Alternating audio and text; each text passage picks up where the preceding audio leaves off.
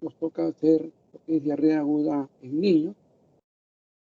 Es una clase interesante en la cual les pido, como cualquiera de otras clases, bastante atención, porque nos va a permitir desde un comienzo engancharnos realmente en todo lo que es diarrea aguda en niños.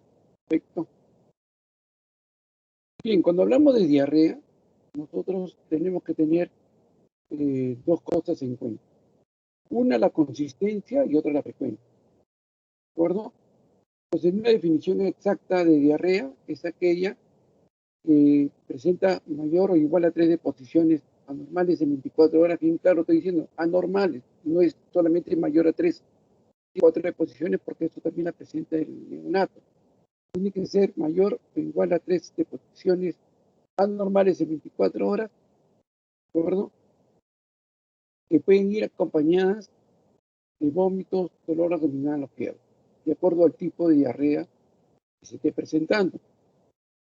Bien, antes había una clasificación de diarrea aguda, una diarrea persistente y una diarrea crónica. Actualmente se va a considerar dos tipos de diarrea aguda y diarrea crónica, nada más. Y esta es aquella, en el término anterior, la que tiene menos de 2 semanas de evolución. Si ustedes ven ahí esta mortalidad mundial en diarrea, la traigo para que vean cómo hay muchos países en los cuales todavía tienen un alto índice de diarrea, ¿de acuerdo? En nuestro medio esto ha disminuido con los años.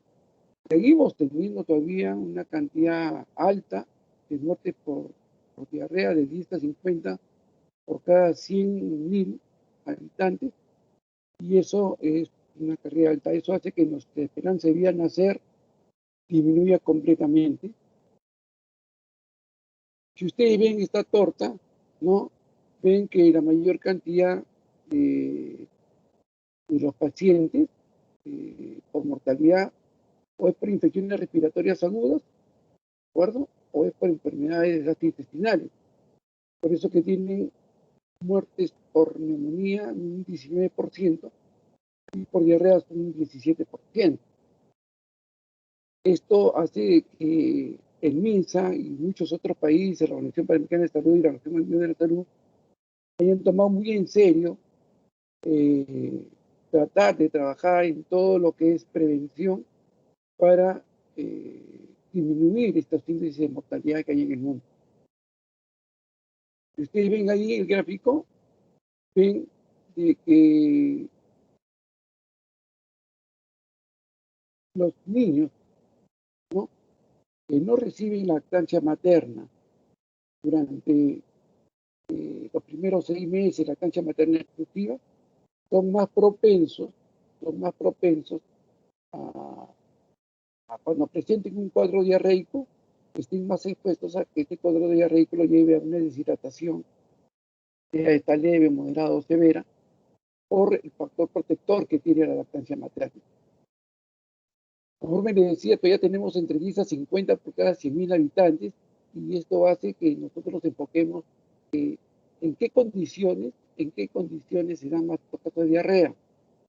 Se dan en aquellos sitios donde no existe agua, no existe desagüe, ¿de acuerdo? Y ahí les es una lámina de la selva, pero acá sin ir muy lejos, acá en nuestro medio, en los asentamientos humanos, en la cual no existe, en muchos de ellos, en algunos ya existe, ni agua ni desagüe. Este es un caldo de cultivo para que los niños se enfermen de infecciones respiratorias agudas y enfermedades diarreicas. Que una madre sea joven también se ha visto como un factor de riesgo para estos tipos de pacientes. Esta lámina, quiero que la recuerden bien, pero dice para que recuerden bien. Miren, normalmente producimos una cantidad de aproximadamente 10 litros por día de secreción, de las cuales el 90% son a nivel intestinal y el 10% a nivel colon. ¿Por qué es importante esta lámina? Porque cuando nosotros tengamos una diarrea, sea a nivel del intestino delgado o sea el intestino grueso, las diarreas por intestino delgado son más voluminosas que las diarreas colónicas. La diferencia está en que una presenta dolor, la colónica muchas veces, la otra presenta un discreto dolor o no presenta dolor. Y muchas otras características más que vamos a ver en el transcurso de la clase. Bien, entonces, hay varias clasificaciones. He querido traer esta clasificación antigua para que vean cómo el paciente, ¿no?, de acuerdo al tiempo de evolución, puede ser aguda, prolongada, crónica, como le decía, ahora ya aguda, menor o igual a 4 semanas, y la crónica mayor a 4 semanas. El antiguo concepto era que la aguda era aquella que por su evolución era menor o igual a 2 semanas, ¿de acuerdo? Y de acuerdo a la característica de las deposiciones, esta podría ser inflamatoria, acuosas o deposiciones con esteatorrea. Dentro de las acuosas estaban las osmóticas y las secretoras. Bien, dicho esto, miren, lo interesante de esta lámina es esta clasificación, una clasificación sacada del Act Today, ¿no?, en la cual explica de una u otra manera el enfoque de cómo se debe clasificar la diarrea, ¿de acuerdo? Y estas diarreas pueden ser osmóticas o inducidas por la dieta, ¿sí?, son las que mejoran con el ayuno, ya vamos a ver. Las diarreas secretoras o diarreas relacionadas con el transporte de electrolitos, relacionadas con la motilidad y relacionadas con la inflamación. Entonces, cuando hablamos de la parte de la diarrea, nosotros tenemos que ver que va a existir pues un desbalance entre, es lo primero que existe, un desbalance entre la absorción y la secreción, ¿de acuerdo? A nivel intestinal. Esto que va a causar que se produzca un aumento del volumen de las deposiciones, con la consiguiente pérdida de agua y electrolitos, ¿de acuerdo? Todo esto va a causar también una mayor distensión a nivel intestinal y esto va a ocasionar que haya un mayor peristaltismo y esto es lo que ocasiona la frecuencia del volumen, no del volumen, sino la frecuencia en el número de posiciones, ¿de acuerdo? Bien. Entonces la diarrea osmótica, inducida por la dieta, ¿no? ¿Qué ocurre? Ocurre cuando hay sustancias osmóticamente activas presentes en la luz intestinal. Esto actuaría tratando de retener agua y con la consiguiente jalada de electrolitos en el lumen intestinal. Esto es el motivo por el cual en algunos pacientitos nosotros que están estreñidos le damos probióticos, perdón, un prebiótico como la lactulosa, ¿no?, o el polietilenglicol, tienen este tipo de funciones, ¿de acuerdo? Dar líquido al lumen intestinal con el fin de que el paciente que esté estreñido pueda hacer. Es el mecanismo por el cual utilizan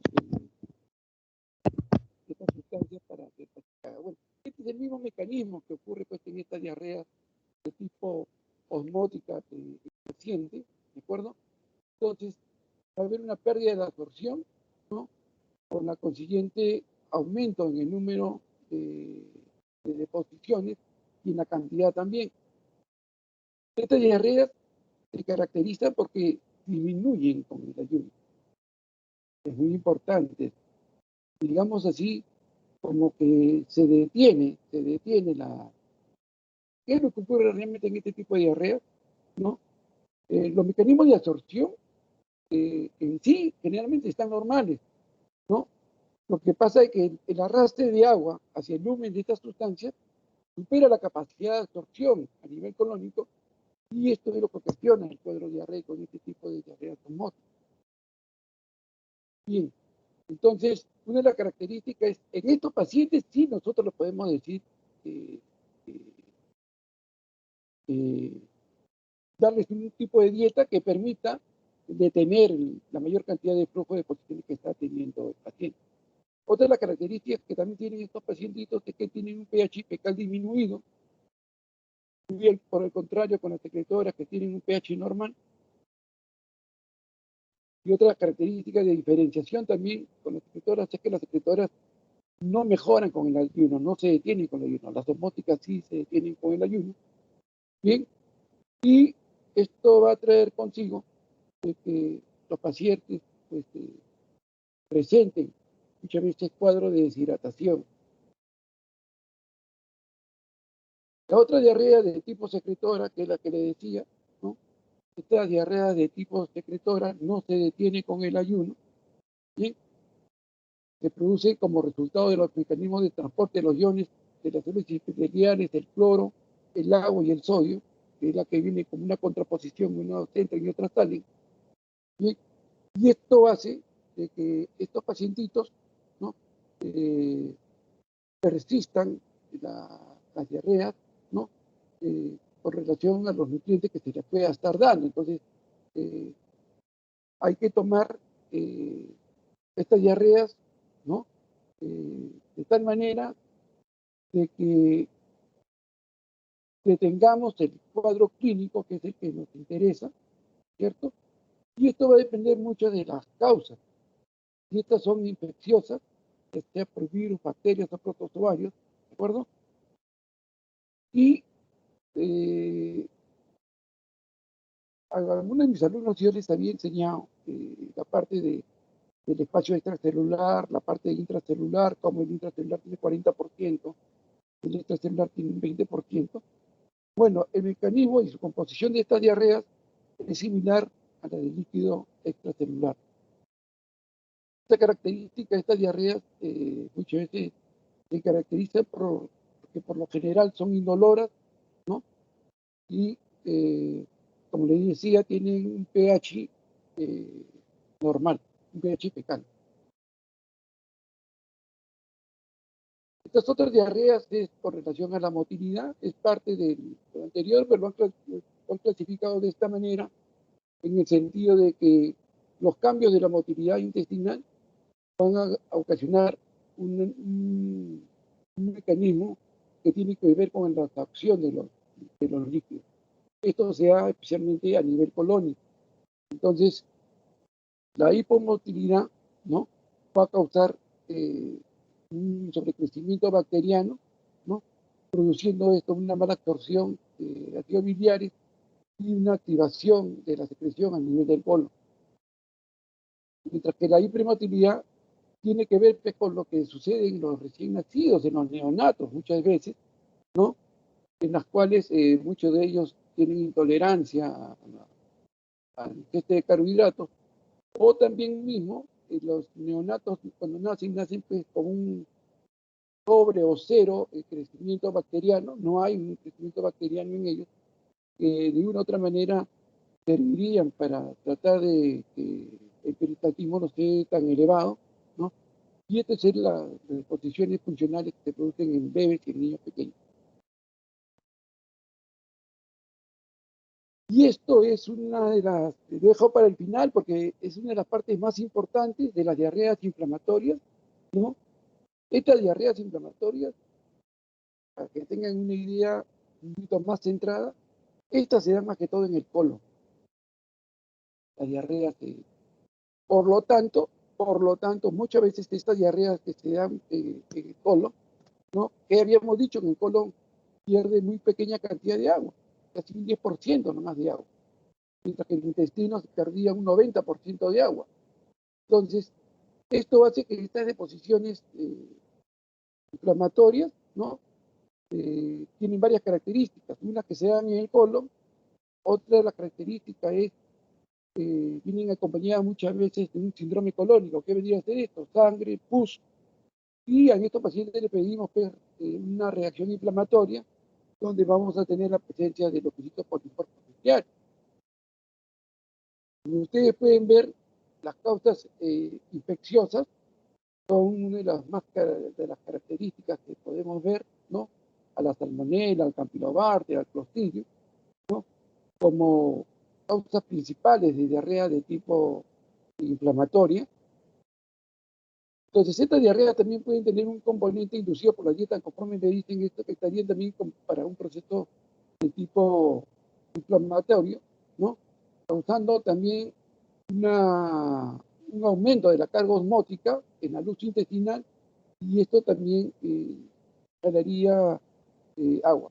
Me olvidaba en el otro cuando le decía de que sangre, pus y leucocitos, muchas veces estos pacientes tienen influjo, tienen tenesmo también.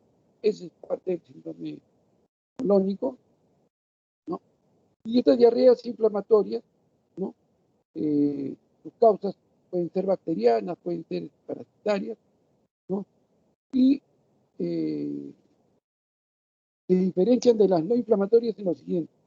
En cuanto a la parte de los síntomas, ¿de acuerdo? En cuanto a la parte de los síntomas, las inflamatorias como esta presentan dolor abdominal, ¿no? Y este dolor abdominal más que todo es en el hipogastrio o en el flanco izquierdo. Mientras que las diarreas no inflamatorias pueden presentar un dolor abdominal, pero es periumbilical este dolor abdominal, ¿no? Casi no vienen acompañadas las diarreas inflamatorias ni de náuseas ni de vómitos, y las diarreas no inflamatorias, que son las anteriores que hemos nombrado, estas sí vienen acompañadas de náuseas y vómitos. En las diarreas inflamatorias, cuando yo le pido una reacción inflamatoria, será positiva. Mientras que no tenemos por qué pedir las diarreas de tipo secretora, de tipo osmótica, no tenemos por qué pedir nosotros reacción inflamatoria, porque estas reacciones inflamatorias van a ser negativas, ¿no es cierto? En estas diarreas inflamatorias, como he dicho, vienen acompañadas muchas veces de sangre, pus, entonces va a haber presencia de hematíes también en las deposiciones, mientras que no hay inflamatorias, no hay hematíes. Otra diferencia importante entre una diarrea inflamatoria y una diarrea no inflamatoria es que el volumen de la deposición en las diarreas inflamatorias es bajo, mientras que el volumen de las diarreas no inflamatorias es un volumen alto. Por eso la lámina donde le ponía que era el 90% de agua. Los agentes ya hemos visto en las inflamatorias se caracteriza, conforme ven ahí, ¿no? Por la presencia de salmonela, por la presencia de Shigella, Campylobacter, Clostridium, ¿de acuerdo? Mientras que las no inflamatorias están dadas por los virus, más que todo. El rotavirus, el norovirus, el vibrio cólera, que sé que produce murió mucha gente en dos épocas acá en el Perú, una de ellas el año 92 y otra de ellas el año 2002, si tengo mal entendido, ¿no? El 92 fue a nivel nacional, la de 2002 más se dio en todos lados, pero más en el norte del país. Los niños se morían, el seguro, entre los que te cuento, mandó un equipo médico para apoyar, pero igual los niños realmente fallecían por el alto volumen que pierden en los vómitos, por eso que es bueno tenerlo a la no inflamatoria, que son rotavirus y muchas cosas, tener el ejemplo del vibrio cólera, porque en el vibrio cólera te presentaba náuseas, el paciente vomitaba, uno, dos, pues no vomitaba en pequeña cantidad, vomitaba pues generosamente importante, y sus deposiciones también podía perder 500, 700 litros en cada deposición, eran abundantes las deposiciones que perdían. Entonces, estos pacientitos de diarreas no inflamatorias, que son las más frecuentes, la mayoría de las diarreas son las más frecuentes. Le decía que el rotavirus era una de las causas más importantes de diarrea en niños menores.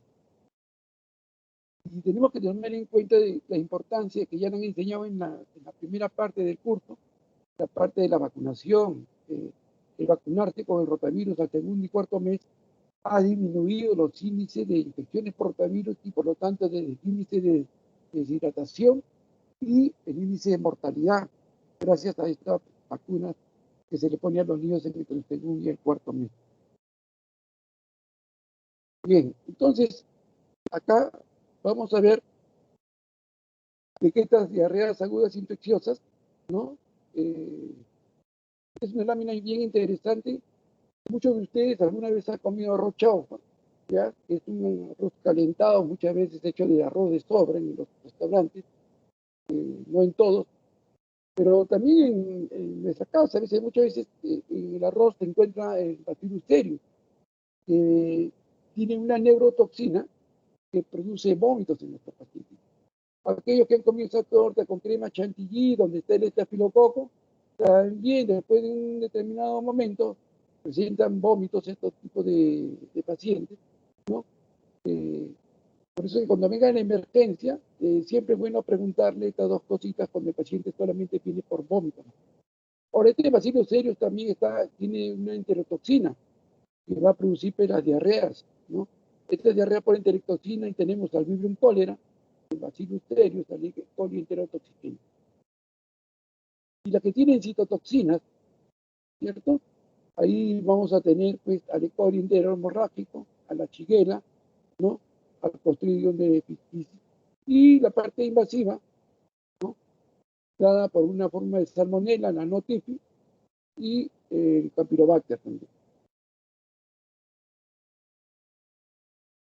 Bien, hace un momento les dije algo con relación a las diarreas de tipo inflamatorio y no inflamatorio, ¿de acuerdo? Le decía que las diarreas no inflamatorias son voluminosas y estas se encuentran sobre todo en el intestino delgado, ¿ya? El olor es periumbilical o fosa, ahí dice en fosa ilíaca derecha, más que todo es en fosa ilíaca izquierda, ¿de acuerdo? Y su síndrome rectal es poco frecuente. El síndrome rectal es lo que le decía, es aquella paciente que presenta sangre, pus, pujo y tenesmo, que son los que presentan los pacientes con diarrea que se dan a nivel del intestino grueso, que son las diarreas inflamatorias.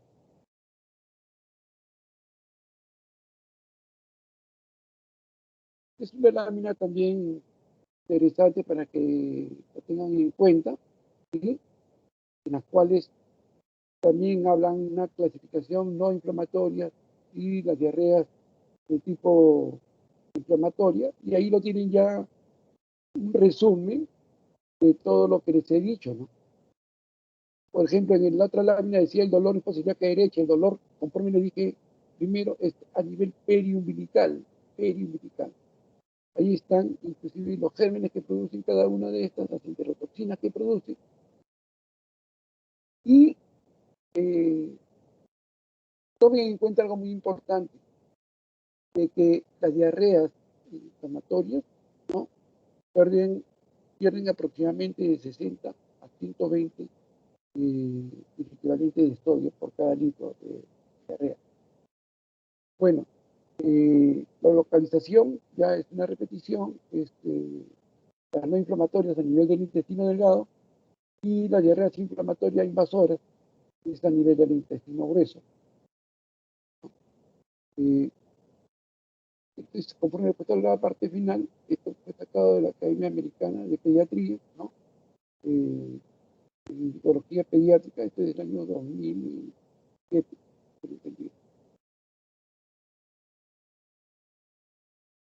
Ahora,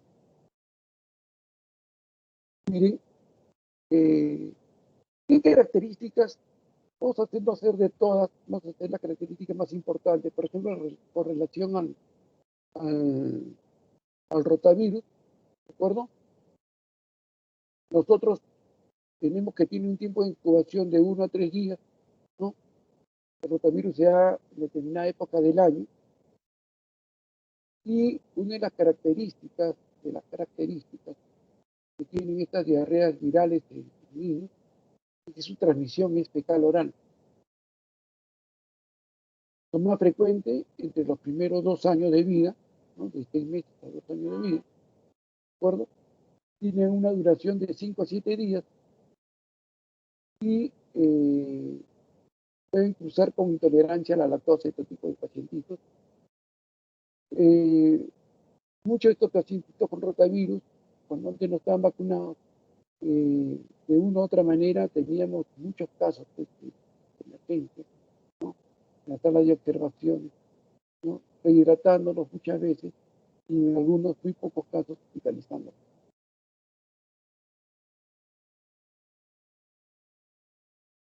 Hay otra forma de Lo que les dije, la fisiopatología y la diarrea, ¿no? Lo vamos a pasar porque ya hemos nombrado, que se rompe el balance entre la absorción y la secreción, lo que le dije al empezar la clase. Y van a estar dadas consigo en las 4 cosas que hemos hablado. Un problema a nivel de las diarreas osmóticas, las diarreas secretoras, con relación a la motilidad, ¿cierto? Y con relación a la diarrea de tipo inflamatorio. Bien.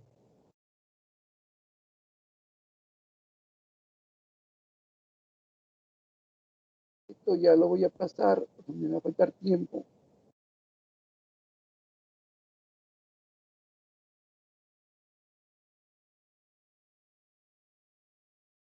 Solamente en esta lámina, como una característica entre una diarrea secretoria y una osmótica, podemos decir que en el ayuno, en la secretora, la diarrea continúa, no para, mientras que en osmótica sí se detiene la diarrea. Mejor el paciente con diarrea con el ayuno. Con relación al pH fecal, el pH fecal en una secretora es normal, mientras que en una osmótica está disminuida, es menor a 5.5. La molaridad fecal, que hemos hablado con sus compañeros que también he tenido la oportunidad de hacer clase con ellos, la molaridad fecal en la diarrea secretora es dentro del límite normal, 290 la molaridad que debe haber, mientras que la molaridad en la diarrea osmótica es alta, es 330. El sodio, ¿no? En la diarrea secretora más o menos te da en una cantidad de 100 y el potasio 40, mientras que en la diarrea osmótica es baja, 30-30, tanto el sodio como el potasio. Bien. El grado molar lo vamos a dejar, después con el grado molar en el escritor es de 10, ¿no? Y el otro de 210. Eh, listo. Miren, dicho esto, la diarrea como clase, como diarrea aguda en clase, tanto la fisiopatología que hemos visto, como la, esto es lo que le decía, la parte del ayuno, las diarreas en sí, un ratito, déjenme ver acá. En las diarreas van a traer consigo que el paciente puede o no presentar deshidratación. Antes había una norma, solamente como para antecedentes, y ustedes también lo van a encontrar probablemente en algunas revistas, pueden encontrarlo inclusive en algunas clases, ¿no? Grabadas que hay en medio, van a encontrar de que las diarreas, antes, les estoy diciendo antes, ¿no? Que es distinta la lámina que le estoy trayendo. Antes se decía, pacientes que no tienen deshidratación es aquellos pacientes que han perdido peso en 1 o 2%. Pacientes con deshidratación leve, aquellos pacientes que habían perdido peso entre el 3 al 5%. Deshidratación moderada, aquellos pacientes que habían perdido peso entre 6 a 9%. Y deshidratación severa, aquellos pacientes que habían perdido peso mayor o igual al 10%. Bien, esto ya no se está utilizando, este tipo de clasificaciones. En el 2017, el MINSA cambió las normas. ¿Ya? Entonces dice, paciente que no está deshidratado es aquel paciente que tiene una pérdida de peso, ¿ya? Que tiene una pérdida de peso menor al 5%. ¿Ya? Es esta de acá, un ratito. No me voy a pasar un ratito, por favor.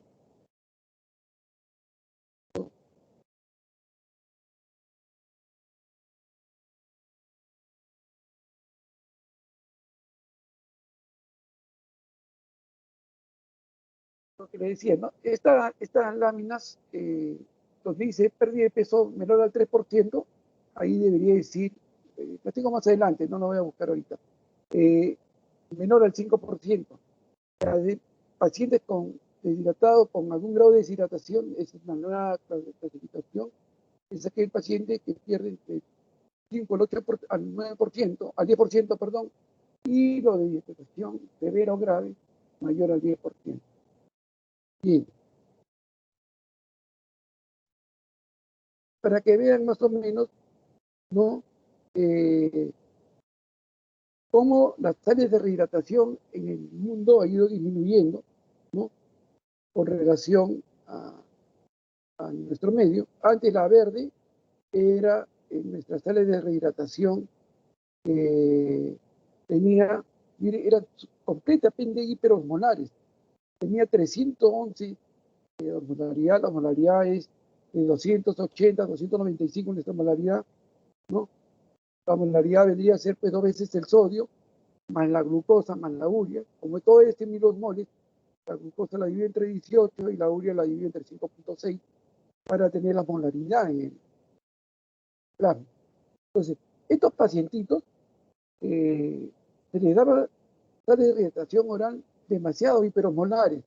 Esto hacía de que muchos de los pacientes una vez no la querían tolerar porque era muy salada. Pero ¿por qué se hicieron este tipo de sales de rehidratación oral con hiperosmolares, con 90 de sodio y 111 de glucosa? Porque como había mucha diarrea por cólera, y el cólera se pierde por deposición 100 miliequivalentes de sodio. Es la única deposición diarreica que tiene un alto contenido de sodio de pérdida. Las demás deposiciones pierden sodio entre un 45 y un 60 miliequivalentes de sodio por litro.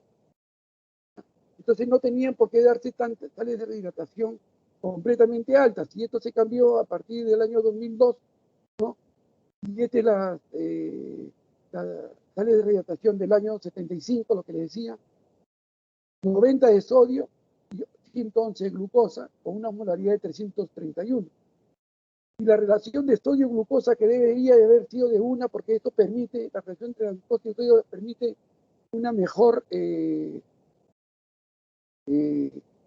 mejor mecanismo de absorción del nutriente. Esto hacía de que la relación también no guardaba con lo que se estaba buscando. Entonces, a partir de ahí, ¿no? Comenzó a tener unas sales de rehidratación en las cuales el paciente, digamos, podía tener la mejor concentración de sodio. Entonces ahí iba de que se le comenzó a dar un sodio medio normal, o sea, 75 miliequivalentes de sodio, con una relación de glucosa también de 75. Esto hizo de que las sales de rehidratación oral mejoraran el paciente de un mecanismo mucho más rápido a los anteriores, era mejor tolerado, y esto trajo consigo que tengamos un mejor mecanismo en el tratamiento de la diarrea con este tipo de sales de rehidratación. Entonces, como parte de esta clase de diarrea, entonces, ¿qué es lo que sucede? Que los pacientes se deshidratan, ¿no?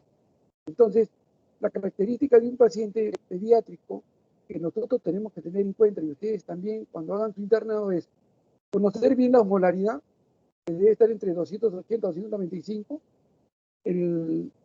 la parte del picado glomerular, 127, en cuanto al volumen urinario, también la diuresis y el niño está oligúrico o está poligúrico, y el balance hídrico. En el balance hídrico entran los ingresos, la vía oral que vamos a tener, la vía endovenosa en caso que este paciente con diarrea lo necesite, y la parte de los vómitos. Todo eso entra en ingresos, perdón, y la gastroclisis, ¿cierto? Vía oral, la vía endovenosa y la parte de la gastroclisis que se le da en la parte de los ingresos. En la parte de ingresos tenemos los vómitos, tenemos las diarreas, tenemos la orina y las pérdidas insensibles. A ver.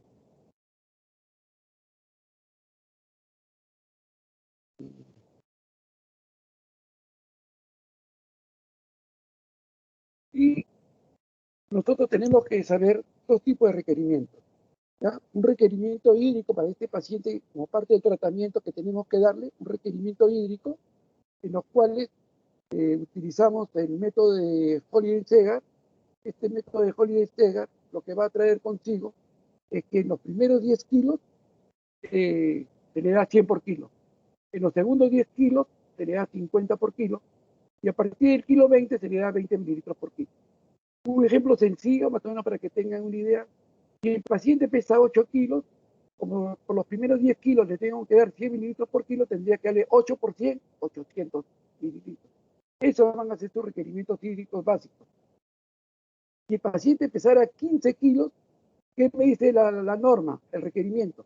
Que para los primeros 10 kilos es 100, 100 por 10, 1000, ahí tengo 1000 centímetros cúbicos, pero me faltan 5 kilos. Entonces eso entra dentro de los segundos 10 kilos, sería 5 por 50, 250. Los requerimientos de este pacientito entonces va a ser de 1250.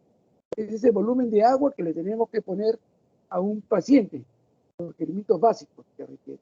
Y si el paciente pesara por decirle 22 kilos, sería por los primeros 10 kilos 100, 100 por 10, 1000, por los otros 50, 10, 500 y 20 por 2 sería 1540 el volumen de requerimiento basal que necesitaría este paciente.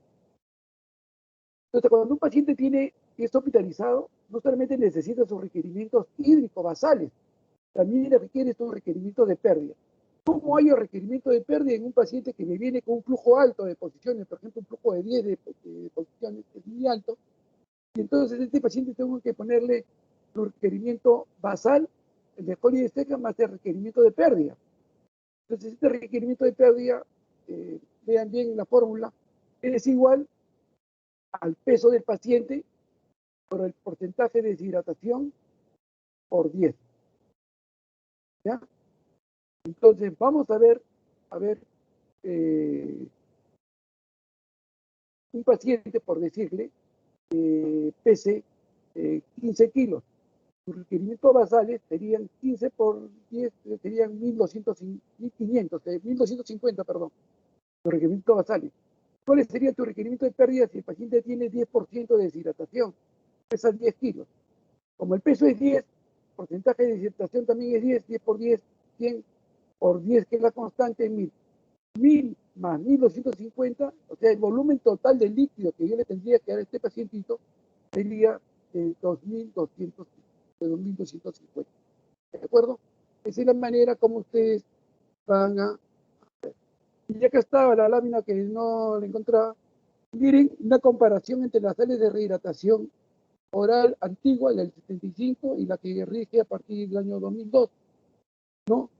Dos cositas importantes. Una, que el sodio tenemos a 75 miliequivalentes, mientras que la antigua, la del año 75, era 90, la glucosa está en 75 también la actual, y la otra estaba en 111.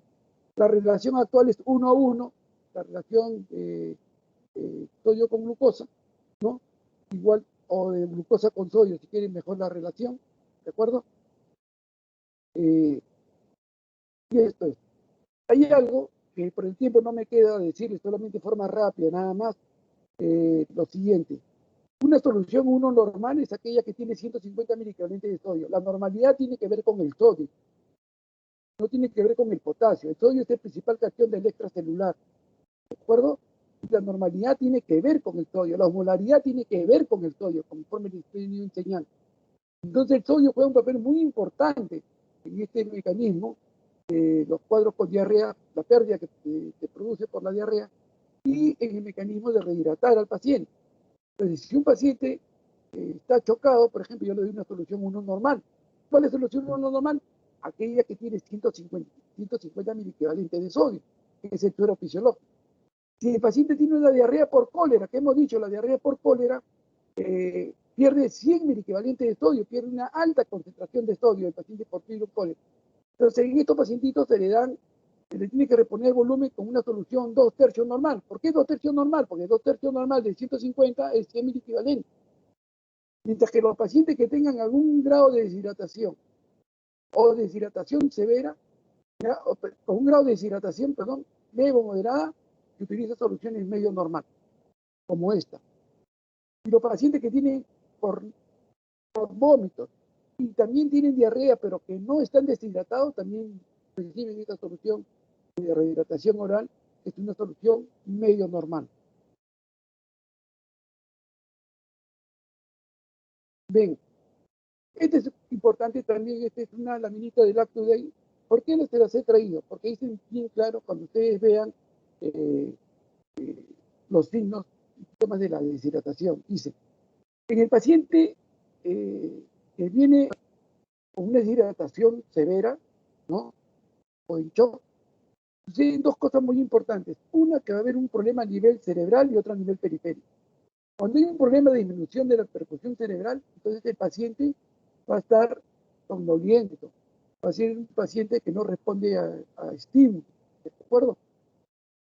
Mientras que el paciente con una mala perfusión periférica, ¿qué debemos ver? Pulso filiforme, ruidos cardíacos apagados, piel fría, el llenado capilar mayor a 2 segundos. Esas características es que estamos viendo clínicamente un paciente con una mala perfusión periférica. ¿De acuerdo? ¿Cómo diferenciar un paciente que está de un deshidratado severo de un no con deshidratación severa con shock por la presión arterial? El paciente puede tener todas las características de un deshidratado severo, pero no tiene la presión alta, perdón, baja, es una deshidratación severa. Si el paciente tiene en el niño una presión por debajo de 55, ¿de acuerdo? Entonces, está en hipotensión, ese paciente está con deshidratación severa con shock. ¿Por qué es importante eso? Porque en un paciente con deshidratación severa con shock, yo utilizo una solución 1 normal, que es el suero fisiológico. Mientras que en un paciente con deshidratado severo, utilizo una solución polielectrolítica o una solución 2/3 normal. O sea, con 100 miliequivalentes de... Entonces, ¿cuáles van a ser los mecanismos de hospitalización de estos pacientes que tienen diarrea y vómitos? ¿De acuerdo? Pacientes que estén en shock, pacientes con deshidratación severa, pacientes que tengan alterado el estado de conciencia, ya le dije, hay una mala perfusión cerebral. ¿De acuerdo? Paciente que no tolera, pues le queremos rehidratar, ¿no? Conforme al esquema que le voy a enseñar y el paciente pues no sigue con los vómitos, son vómitos intratables, otro paciente también debe ser hospitalizado. Pacientes que fueron más las pérdidas de los ingresos de una falla en la rehidratación oral y otro el flujo de posiciones. Miren, el flujo de posiciones son 10 mililitros por kilo por hora. ¿Por qué pues no les puedo hacer flujo urinario, pero sí el flujo de posiciones? El flujo de posiciones siempre 0.1, 0.2, 0.3, 0.5, no va más. El flujo de posiciones realmente es 0. O sea, si un paciente tiene 2 de flujo de posiciones, es un flujo alto. Tiene 5, es un flujo alto. Imagínense un flujo de 10. Un flujo de 10, el paciente se nos va. Entonces, un paciente que tenga ese tipo de flujo, de todas maneras debe ser hospitalizado. Un ejemplo sencillo y rápido, siempre con 10 kilos. Un paciente, por ejemplo, que tiene 1000 centímetros cúbicos de deposición en el día, supongamos. Entonces, la fórmula es, ¿cuánto pesa el paciente? 10 kilos. Ha perdido 1000 entre 10, 100. Y, como es por hora, entre 24, 100 entre 24, más o menos va a salir 4 puntos y pico, 4.1. Entonces, este paciente va a tener un flujo de posiciones de 4.1 cc kilo hora, sería su flujo de posición. Como verán, y mire que le estoy poniendo en un niño de 10 kilos que pierda 1000. Miren, para que tenga 10 mililitros por kilo por hora es brutal el flujo de posición. Por lo tanto, es una indicación a ver, vamos a ver acá, esta es la clasificación de acuerdo a los grados de deshidratación, paciente sin deshidratación, otro paciente con deshidratación y otro paciente en shock. Bien, la clave para el tratamiento, por favor, no se olviden, va a tratar en la rehidratación, no debe interrumpirse la alimentación, ¿de acuerdo? Lo ideal es reducir los síntomas y eso es lo que se consigue con los probióticos, hay muchos en el mercado, ¿no? El tratamiento antibiótico es necesario siempre y cuando nosotros tengamos una diarrea de tipo inflamatoria, ya les dije cuáles son los gérmenes que se producen, ¿no? Por lo general, si son virales no es necesario ningún tipo de antibiótico. Bien, y la vacunación con la vacuna del rotavirus.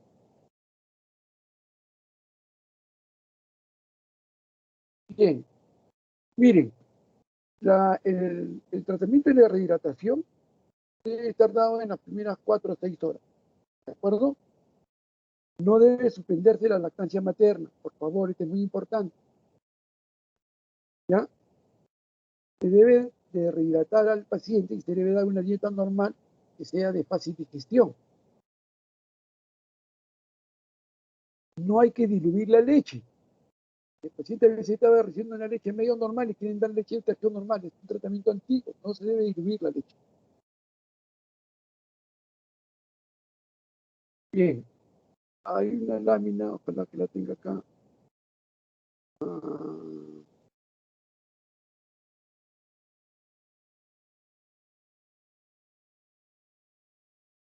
en correlación a la parte del, de la rehidratación, solamente quiero enfocarle algo.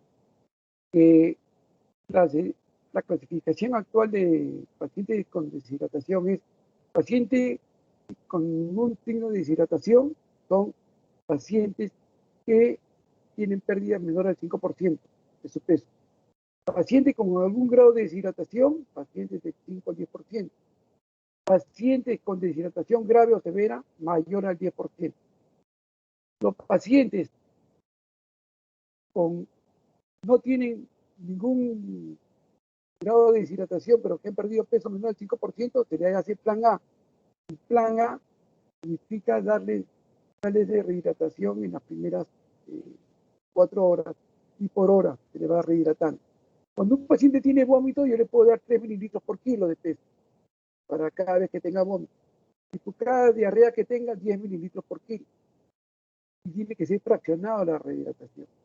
La rehidratación con la clasificación con algún grado de deshidratación donde se encuentran las leves y moderadas, estos pacientitos, por favor, hay que darle tratamiento con sales de rehidratación oral medio normal, que es la solución medio normal.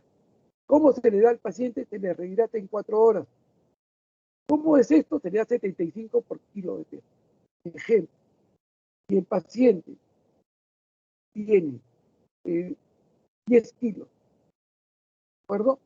Tiene 10 kilos y yo le tengo que dar sales de rehidratación a estos pacientitos, por 75 multiplico sería 750. Esos 750 lo divido entre 4 y más o menos me va a salir 180 mililitros por hora que le tengo que dar al paciente. Esa es la manera como voy a rehidratar al paciente.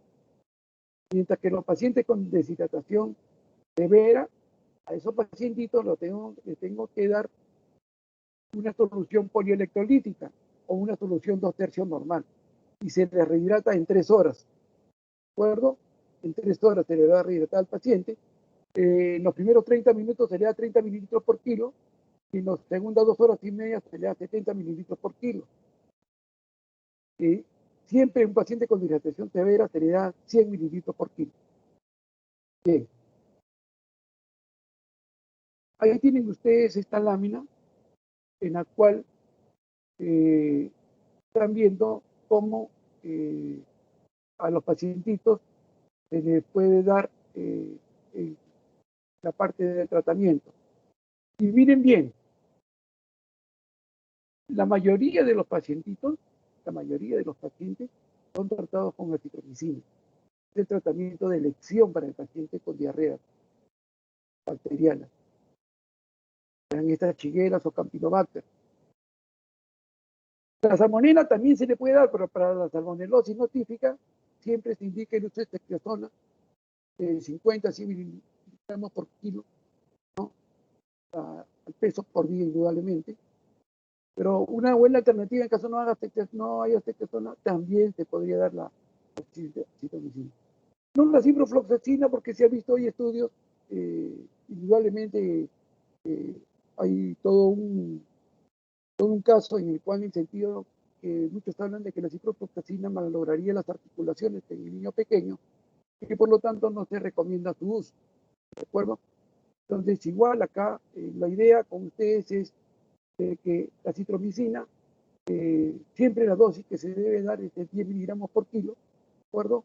En un número de 3 a 4 días.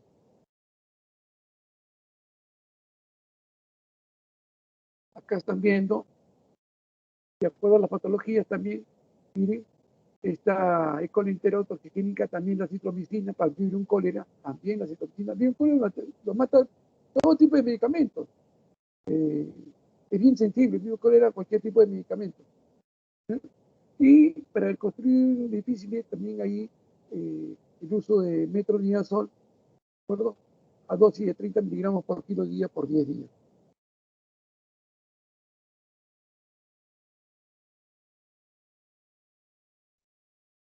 Bien. Entonces, si yo tengo un paciente con diarrea aguda o persistente, el uso del zinc. ¿Cómo realmente se da el uso del zinc? El uso del zinc, si el niño tiene menos de 6 meses, darle 10 miligramos por kilo día durante 10 a 14 días. ¿De acuerdo? Y si el niño tiene más de 6 meses, la norma es dar 20 miligramos por día durante 10 a 14 días. Hace poco apareció un artículo en el Act Today muy interesante también, y se lo he puesto ahí abajo, en las cuales decían ellos de que lo ideal es utilizar dosis baja de zinc, de 10 miligramos por día nada más, porque inducía a veces mucho el riesgo de vómitos en el paciente cuando se le daba dosis por encima de 10. Pero ustedes van a encontrar en la norma que en menos de 6 meses es 10 miligramos por kilo, y el otro es 20 miligramos por kilo en aquellos pacientes mayores de 6. Bien, acá no lo voy a hacer un ratito.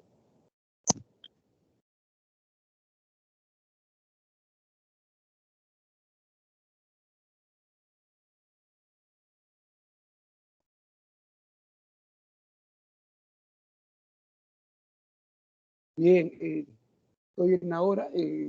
Espero me han comprendido la clase. No sé si hubiera alguna pregunta, por favor,